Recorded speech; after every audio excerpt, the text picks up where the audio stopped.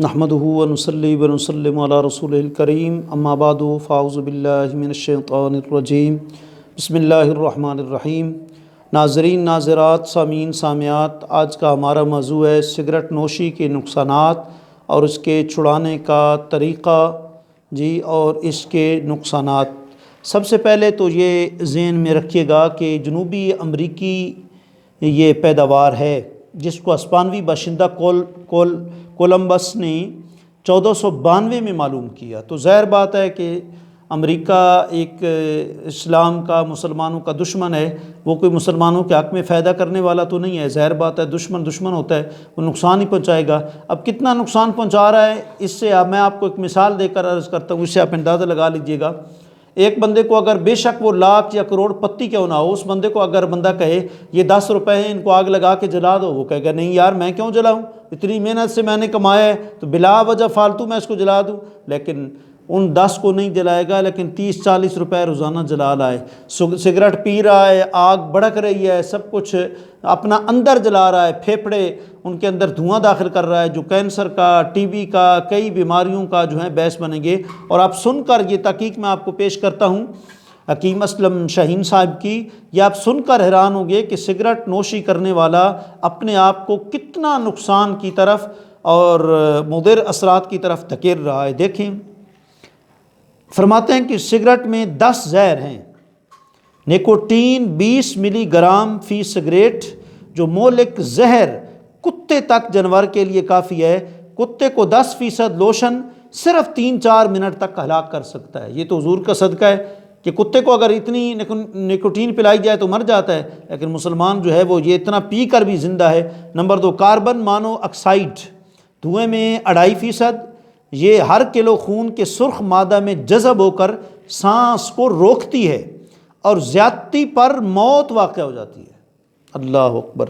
اور number 3، گارسینو junk, cancer پیدا کرنے والی 16 کیمیائی مادے اس کے دھوئیں سے جانوروں پر تجزیہ کرنے سے کینسر پیدا کرنا ثابت ہوا ہے۔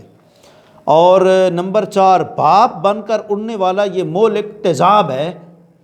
اگر آپ کو تیزاب کی بھاپ دی جائے تو آپ زندہ رہ سکتے ہیں؟ نہیں۔ کربول، یہ بھی مہلک ایک زہر ہے۔ اور سنکھیا، جو سگریٹ کے دھوئیں میں پایا جاتا ہے، اگر کسی جانور کو کھلایا جائے وہ سر کے بل وہ کیا کہتے ہیں کہ لوٹ کر دم توڑ دیتا ہے۔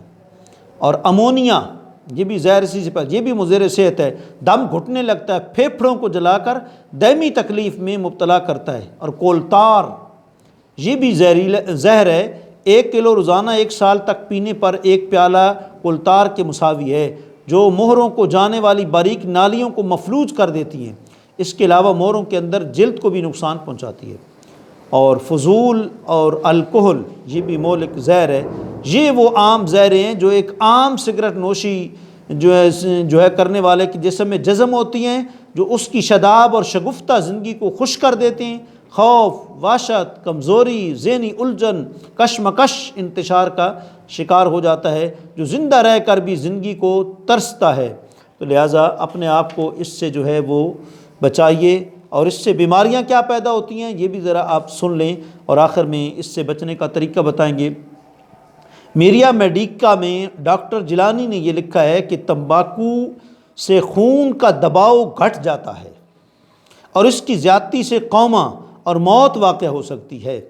سگریٹ نوشی کرنے سے تپ دق ٹی بی کا ڈر ہوتا ہے۔ سانس کی نالیاں تنگ ہو کر دمے کا بھی خطرہ ہوتا ہے، اور اس کے علاوہ نیند میں کمی واقع ہو جاتی ہے، اور انسان کی جو قوت باہ ہے اس میں کمزوری آ جاتی ہے۔ جسم میں وٹامنز کی شدید کمی، گلے کی سوزش اور معدے کی نالی میں شدید خراش واقع ہو جاتی ہے۔ امراض قلب اور ہائی بلڈ پریشر کے مریضوں کے لیے تمباکو نوشی انتہائی مضر ہے۔ دانت سیاہ ہو جاتے ہیں، زبان پر زخم بن جاتے ہیں، منہ کے اعضاء یا پھیپھڑوں میں سرطان پیدا ہو جاتا ہے، جس سے سگریٹ نوش تبھی موت مرنے سے پہلے ہی مر جاتا ہے۔ سگریٹ پینے والے کا مزاج گرم رہتا ہے، گھر میں بیوی بچوں یا ماں باپ سے لڑتا جھگڑتا رہتا ہے، اور دفتر میں اپنے ساتھیوں پر سختی کرتا ہے۔ ایسا آدمی معاشرے اور مذہب سے ہٹ کر رہ جاتا ہے۔ اسی وجہ سے کسی کو ملنے ملانے سے کتراتا ہے کہ دوستوں میں بیٹھ کر دھواں چھوڑوں گا، وہ نفرت کریں گے۔ ماہ رمضان المبارک کے روزے سگریٹ پینے والے کم ہی رہ جاتے ہیں، کیونکہ سگریٹ کے دھوئیں سے طویل جدائی انہیں برداشت نہیں ہوتی۔